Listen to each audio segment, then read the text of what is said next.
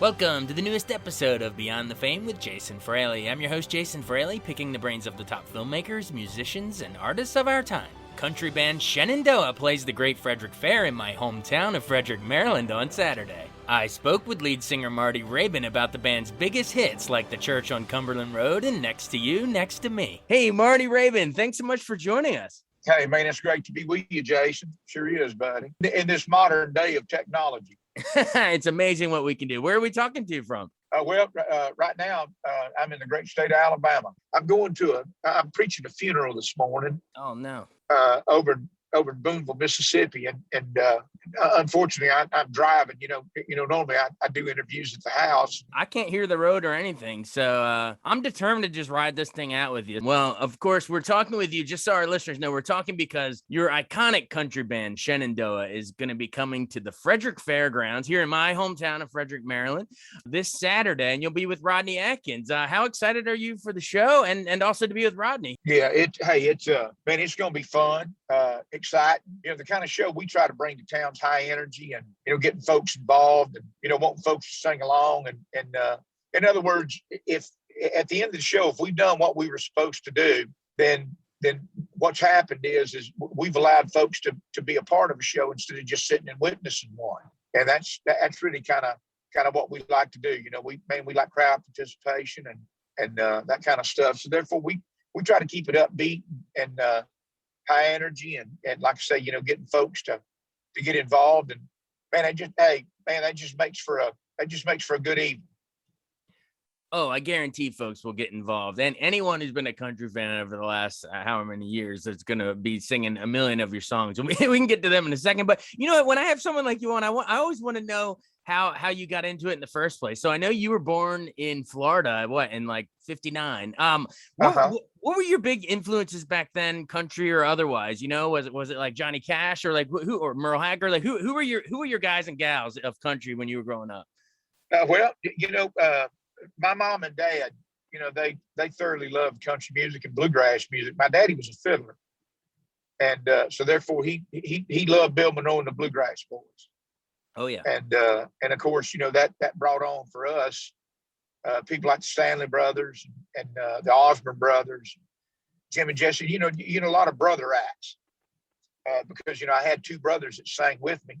Sure. And so we just.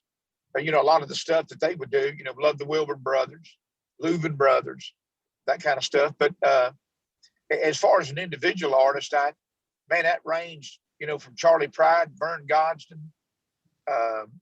Johnny Paycheck, Merle Haggard, George Jones. Loved them all. And and I didn't really have a favorite. I liked all those guys. And, I thought, what all of them, had brought to the table, was good eating. It was something that every one of them offered. Of course, I think if anybody were to pick who they liked and who they didn't like or anything like, that would be a preference. But, I don't reckon I had a preference, when it came to that. I just really, really loved what they did, all of them. Even the bluegrass acts. Oh yeah. I mean, everyone you're naming, I'm just smiling because it's such great music. I mean, that stuff's gonna live on forever. And so, if you're born in Florida, and you and your brothers, how do you make your way up to Alabama? Because in Muscle Shoals they got the Swampers, and that's where you formed the band. So, yeah. How do you make the trek to Alabama? Well, I left Florida in '84, and I moved to Nashville, and unfortunately, I had the same idea about 2,000 other people had the same week. I was going to go up there and make myself a big star and see what I could do about, getting on radio and signing a record deal and that kind of stuff, only to find out that it was a whole lot more different than that. But, I had the yearning and the itch to do it. And in fact, I was a block and bricklayer. So, I thought, well, if I get up there, can't find no work, I can always go out on the construction site somewhere and lay some block for somebody or some brick. Sure. So I one on top of two, one on top of two, two on top of three. That's what my dad always said. Was your daddy a bricklayer? No, he was in construction, but he knows the deal. Yeah. But anyway, So I knew I had something to fall back on, and so did my parents. So they didn't worry about me too much, as far as leaving home and going up there. And I stayed up there about 9 months, and after that, at that time was just nothing more than a friend of mine, an acquaintance actually.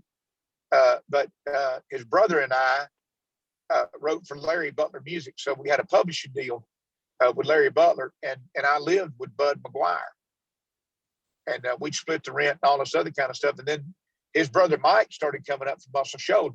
Mike's a writer as well too. So then me and Mike got to knowing each other pretty good, and then he called me one day when I was in Evansville, Indiana, with a little band. We were doing a club up there in Evansville, and he said, "Man, we're losing the bass player and the front guy, the lead singer. Man, what do you think about moving to Muscle Shoals?" And I said, "Well, man, I left Florida to move to Nashville because, man, you ain't but 2 hours and 45 minutes from there. Right. You can still go up there, and turn your tunes into the publishing company, and man, you ain't got nothing to worry about. You can do your deal, And I said, I don't know whether I want to do that. And he said, look, the money's steady.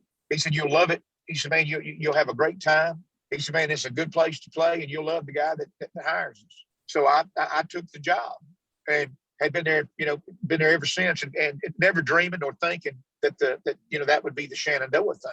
Right. Well, I'm glad it became the Shenandoah thing, and that was the self-titled debut album was Shenandoah. I guess in 1987. So that put you all on the map. But I guess it was your second album that really blew up with some of the bigger hits. Take me into the recording of Get Me to the Church on the Cumberland Road. I've always thought it's like that old classic, get me to the church on time kind of a thing. But the way you guys phrase it is great.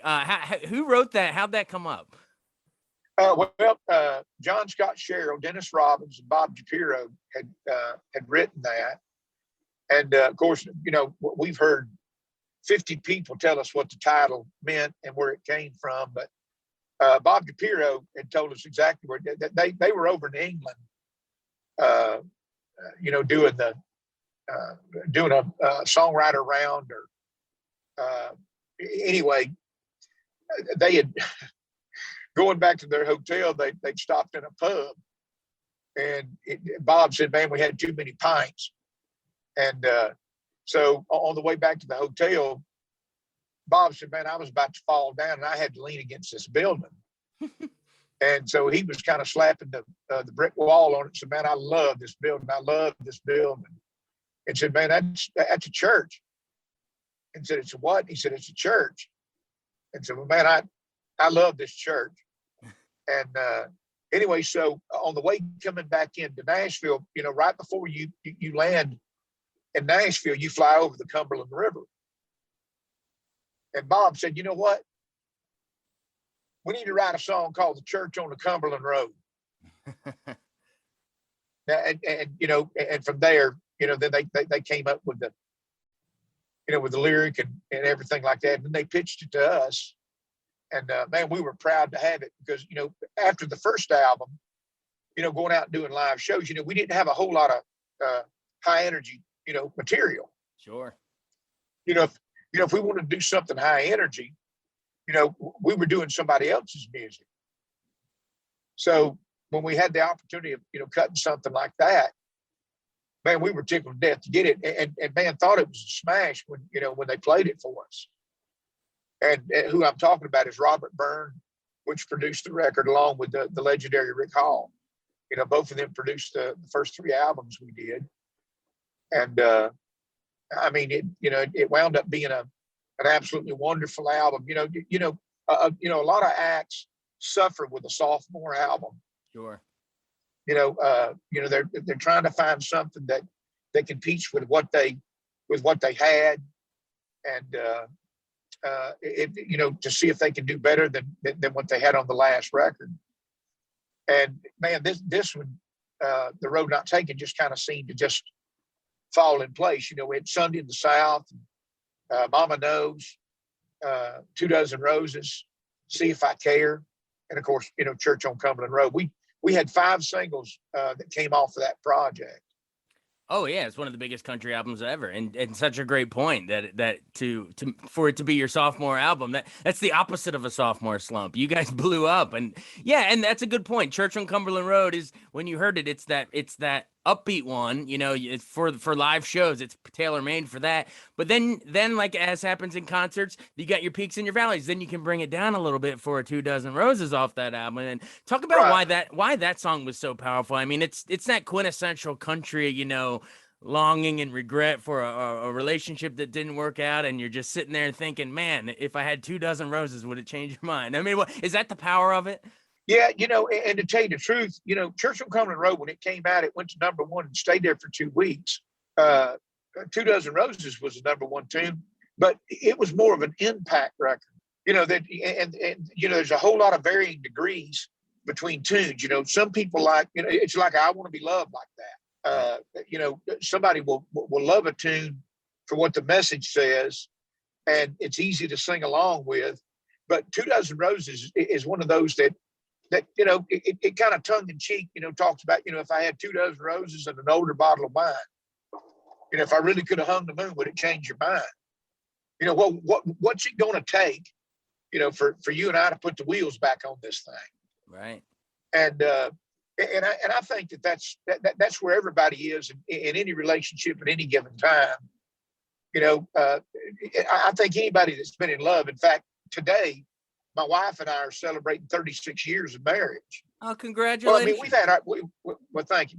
We've had our ups and downs. I just think that, 2 Dozen Roses kind of says the same thing, because during those 36 years, I mean, look, my wife and I desperately love one another, but there's been some times where where we didn't get along the best. But it was never enough of anything, for us to ever want to decide that we've had enough. Or 2 Dozen Roses says, look, I want to do whatever it takes to make sure that we keep this thing together. Right. Well, thanks so much for tying that into your own love story there, and congrats on 36. That's amazing. Your third album. Thanks, bro. Yeah, and then I know your third album, you kept it going, because Next to You, Next to Me is one of my favorite country songs of that entire era. What makes that one special to you? Well, first and foremost, I told you earlier that that my dad was a fiddle player. Well, up through the first 2 records, we never had a fiddle on an album, and that was always a little surprising, that we never had a fiddle. And then all of a sudden, when Next to You, Next to Me, was pitched to us, it was a bluegrass tune. Curtis Wright and Robert Ellis Oil had wrote Next to You, Next to Me, and when they pitched it to us, which I loved it, because of course, cut my teeth on bluegrass music growing up, and my dad being a fiddler, we never had, we had never had a tune yet on our record that we'd ever put a fiddle on. And we didn't have a steel player either, but we had steel on our records. But the fiddle being such a dominant instrument, we definitely had, to get a fiddler. So we did, and we hired Donnie Allen, and man, he's been with us since 1990. He's still there and still fiddling it, and still doing a great job. Of course, now he also plays banjo and acoustic guitar and electric guitar as well too. What people call in the business a side guy, that's a utility player. But man, he's one of us. He's one of the guys. He's not a band member. He's a brother. It's just a really, really good one. And then of course you mentioned earlier, I Want to Be Loved Like That is after that. Talk about how I love how you tie in the imagery of some of the, James Dean, Rebel Without a Cause. Like that song touches on some iconic pop culture stuff too, but in a sweet way. It's like you want your relationship to be like all those things you've seen in the movies or music or whatever. But why was it important to sort of weave in sort of that pop culture stuff in that one when you're expressing your love for somebody in that song? Well, for one thing, a lyric that connects with people, man, that's always such an important thing to do. When you can, intervene anything that that somebody goes, yeah, man, I got you. Yeah, in fact, man, I watched that movie. But then you turn right back around and then you bring it home to mom and dad, and the kind of love that they had. And you witnessed that as a kid, about how much your mom and dad not only wanted to be loved like that, but loved each other like that. And then all of a sudden, then you find out this old man in a graveyard, in a garden of stone. His love. It's been 7 years, mm-hmm. and he still loves her as much today. Now, of course, he misses her, but he still loves her as much today as he did the day he met her. Yeah. And I just think it's, man, what a wonderful lyric, and man, that's one that the crowd, gets to singing along on, and they, folks really love that song. They like it, and man, it just hits home. Oh yeah, the line, "A promise you can't take back." That's eternal love right there. All right, well, maybe only time for one more. I know you've had a ton more hits than that. We could literally talk about them all day. But I want to know about Somewhere in the Vicinity of the Heart with Alison Krauss. That must have been a special project working with her. It was. For one thing, Alison's a peach. I mean, she really is. And what a lot of folks don't know about Alison, she's very humorous. She's very, very jovial. And, she, she came in to sing, and of course, man, Alison is so good. She sang her part. She, let me do that. Oh, that sounds terrible. Let me do that again. And I said, Alison, that sounds absolutely wonderful. No. Please, let me do it again. And then, she'd do it again. She's a perfectionist. And every time she would sing it, you'd think, that surely to goodness, she can't beat that. And she said, can I have that line again? Yeah. You keep beating it. Yeah, you just say when to quit. Take it as many times as you want. But she did, and that also was a wonderful year to be hooked to her star. That year at the Grammys, that year at the CMAs, Alison was winning anything and everything. Everything she was nominated for, she won. So that was really a good time, not only for us, but for her as well too. I think she really, really, really enjoyed it. We still remain friends today, and talk to each other every once in a while, and that song is really, really special. Oh yeah, for sure. Well, thank you so much for joining us. I know you said, you're as we're talking, you're en route to do a eulogy at a funeral. Sorry for your loss, and anything you want to say about the person? Well, the fellow that I'm going to do the funeral for, his name's Perry Edge, and Perry is probably one of the most salt of the earth guys you could ever meet. I mean, you couldn't you couldn't do anything, unless Perry would ask you, man, can I help you? Do you need some help with that? Man, what can I do for you? Especially being in the record business, he was always, just always such a good guy, and of course, his wife, Vicky, what a sweetheart. My wife had, said, well, I thought we were gonna do something on our anniversary, and we had something planned. And I said, well, baby, look, there's no way in the world I can turn Vicky down. I can't do that. She said, well, I didn't think you would, and I don't think you will. And I said, the thing about it is we, if you want to ride with me, and we'll go over there and do that, and then we'll head on to Nashville, because I got a show to do in Nashville tonight. And she said, well, no, let's just save it for another day. Wow. So anyway, so that's what we'll do. And I look, here maybe in a week or two, let's meet you, get in the car, and I'll drive us over to Pigeon Forge, and man, let's just spend a couple days in the mountains, and then I'll have to get back, because our weekends are taken up playing.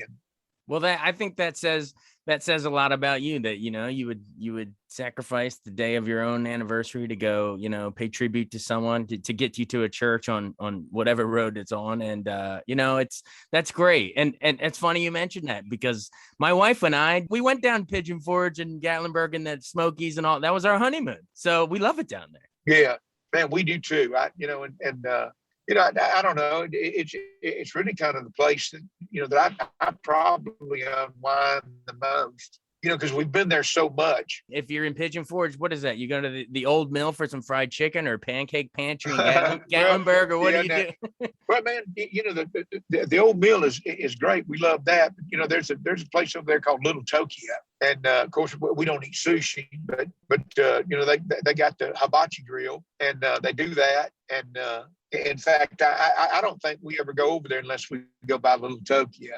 But wow. There's also some other, Calhoun's is over there for ribs, and that kind of stuff. So it's like I'm saying, we know all kind of places over there that that we go to, when we go.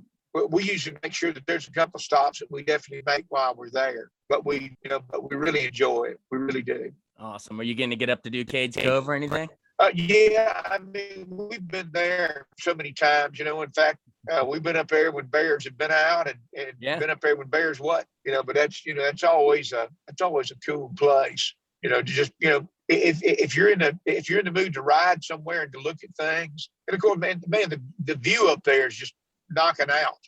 It's just absolutely beautiful. And I love the mountains anyway. Now we where we live on Colbert Heights Mountain, but it ain't a Smoky Mountain. It ain't that big. Where we live, I mean, everybody calls it Colbert Heights Mountain. Right. Well, again, thank you so much for joining us. You've been more than generous with your time, and we want everyone to check out Shenandoah, who's going to be playing at the Frederick Fairgrounds in Frederick, Maryland, this Saturday alongside Rodney Atkins. Thanks so much for joining us on Beyond the Fame with Jason Fraley. Remember to hit the subscribe button and give us a 5-star rating if you like what you hear. We'll see you next time.